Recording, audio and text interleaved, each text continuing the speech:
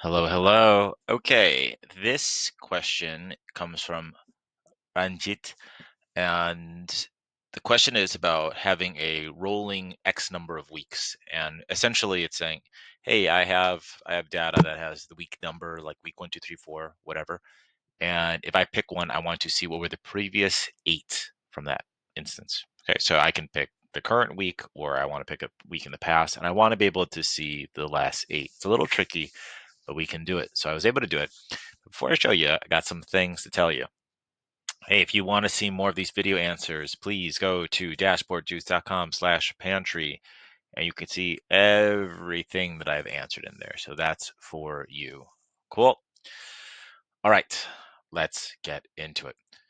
So if you look here, I'm able to do it. I can say, hey, I think we're in week 36 right now, actually. Week 36, and there we go. Now I see from 28 to 36, whatever. And it's very important uh, in the data set that Ranjit was describing there, the weeks are in numbers. So, week 1, 2, 3, 4 instead of the actual dates. So, but look, I have the ability to say, show me the 34th, and it will change. Show me the 30th or whatever, and it will change. So how'd I do it? Let's get into it. First, I made a little ETL, and I made a fake data set, and this data set is just, hey, show me, what do I even have in here? Show me a date and some counts. That's all this is. So we're going to go transform this into something cooler. Now let's go back. Let's go to the ETL.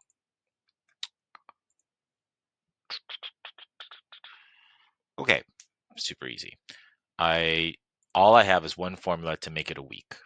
That's it. I need to kind of burn it in there. So that's it. I say, give me the week number of the date. We're done. Awesome. Then let's go to the actual card. So I'm able to go here. Variables is going to be how we do things. I have the count that you saw on that one. I have this week number thing, which is from that formula. And I have some little filters in here to say, just make sure you show me the latest and greatest. But let's go to variables. So Domo has something called variables, and variables are a great way to answer what if questions. Like, well, what if I wanted to change something? What happens?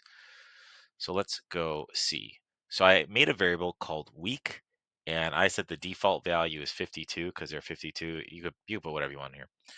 Cool. And so this is just numbers, 1 through 52 or 53. That's what I have in here, right? Because they're a number of weeks. I put the input and slider. Someone could use a slider, or they could put a number in, whatever you want.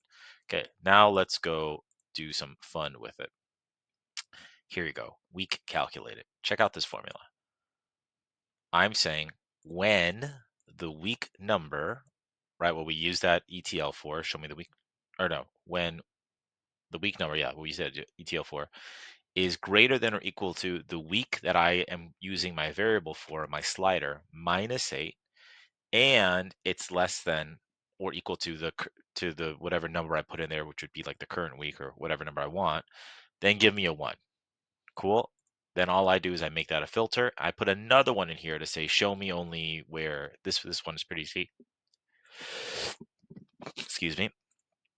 This current week filter says, yeah, when the week of the date is less than or equal to the week of the current date, give it a 1, otherwise don't show it. Because why would you show something in the future? I guess you could if you had it, but anyway, that's it. Those are those 2 filters, and I put this little summary number to tell me, well, what is the current week of the year? It's 36, so at least you have that.